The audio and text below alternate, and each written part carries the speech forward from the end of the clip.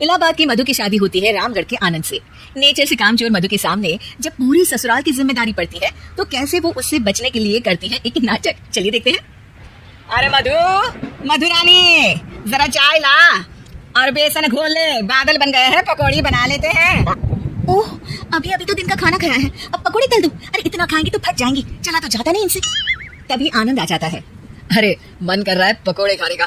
मधु देखो ना, बादल बन गए हैं, ऐसे में पकौड़े मिल जाए तो मजा आ जाए। अरे अभी तो बादल बने हैं, जरा 2-4 बूंद टपक तो जाने दो, बना दूंगी पकौड़े भी। ये बोलकर मधु वहां से चली जाती है। अरे मधु बूंदे भी बरस गई, अब तो बना दो पकौड़े। अरे बूंदा बूंदी तो रोज होती है, जरा जमकर बरसे तो पकौड़े तलने में और सिखाने में दोनों में मजा आ जाए। ये बोलकर मधु वहां से चली जाती है और मधु के साथ ही बूंदा बांधी कर बादल भी चले जाते हैं।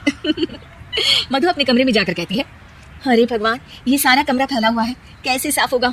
तभी मधु को आइडिया आता है और वो जोर जोर से चिल्लाती है, हे भगवान, मेरा 2000 रुपए का नोट कहाँ चला गया? किसी ने देखा क्या मेरे 2000 का नोट? तभी वहां मधु की ननद और नौकरानी आ जाती है। अरे भाभी, मैं देख देती हूँ। कैसे देखोगी दीदी, सारा कमरा तो गंदा पड़ा है। अरे हटो ना, मैं साफ किए देती हूँ, मिल गया तो दे दूंगी। अब ननद और नौकरानी 2000 नोट के चक्कर में पूरा कमरा साफ कर देती है और नोट नोट खोया हो तब तो मिले।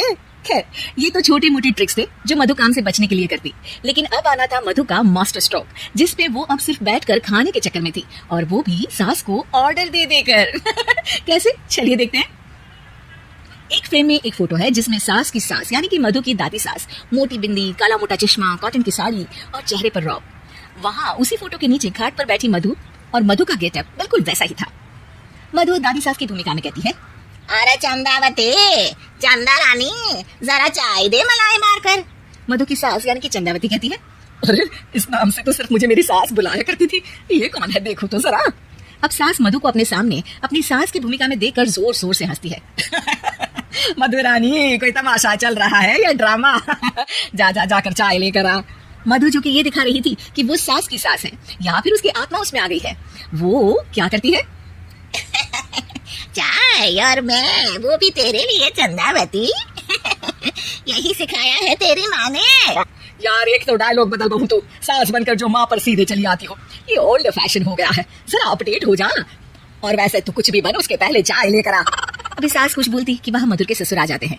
वो मधु को देखते ही पागल सा हो जाते हैं। माँ, मेरी माँ तो वापस आ गई। अरे धत्तेरी की, अभी एक का नाटक खत्म नहीं हुआ कि दूसरा आ गया। अरे हद है, तेरी जबान तो चलती ही जा रही है, सामने मेरी माँ बैठी है। अरे इनका चेहरा देखने को तरस गया था मैं। मेरी माँ वापस आ गई, ये देख मेरी माँ आ गई। ये नहीं कि देसी घी के लड्डू बनाए, बस जबान चला रही हो। अरे जाने दे धनकलाल, इसे तो शुरू से ही बोलने की तमीज नहीं है। मेरी तो आदत हो गई है दब दब कर रहने की। नहीं माँ, ऐसे कैसे ये सब करेगी? अच्छा मैं दुकान जा रहा हूँ, शाम को तेरी पसंदीदा गर्मा गर्म जलेबी और समोसे लेकर आऊंगा माँ। ससुर वहां से चले जाते हैं। अब बेचारी सास अपनी ही बहू के नाटक में फंसकर सारा दिन सारी रात काम करती, लेकिन कब तक? एक दिन की बात है। बेटा आनंद, मेरे तो हाथ पैर सब दर्द हो रहे हैं, मुझसे नहीं होता इस उम्र में इतना काम। हाँ माँ, तू ठीक कह रही है। वैसे भी माँ, दादी को तो मरे अभी सिर्फ 5 साल हुए हैं, फिर मधु कैसे दादी हो सकती है? अरे वही तो बेटा, मैं तो ये सोच रही थी कि कहीं दादी मधु के रूप में तो पैदा नहीं हो गई। मतलब ना, ये सारा नाटक है बेटा, लेकिन अब जल्द से ये नाटक बंद करा दे तो। ठीक है माँ, लेकिन अब मधु को मधु की जुबान में ही सिखाना होगा। दोनों माँ बेटा कुछ बात करते हैं और अगले दिन सास मधु का बड़ा सा सोने का हार गले में डालकर घूम रही होती है। मधु जैसे ही अपना हार सास के गले में देखती है, परेशान हो जाती है। अरे ये क्या? ये हार तो तू अपनी बहू को दे चुकी थी। नहीं माँ जी, बिल्कुल नहीं। आप ही ने तो कहा था कि जब तक आप जिंदा हैं ये मैं ही रखूं। अब आप तो जिंदा ही हैं, तो ये हार मैं उसे कैसे दे सकती हूँ? अरे लेकिन तभी वहाँ आनंद आ जाता है।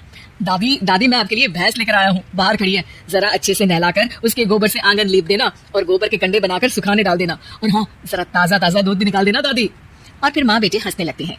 मधु सोच में पड़ जाती है, भैंस? नहीं, इतनी बड़ी भैंस की मैं सेवा करूं? ना बाबा ना, मैं तो बहू बनकर घर वालों की ही सेवा कर लूं, उतना ही बहुत है। माँ जी नहीं। अरे क्या हुआ बहू, तुम वापस आ गई क्या? तुम्हें सब कुछ याद आ गया? हाँ, सब याद आ गया, पूरा याद आ गया।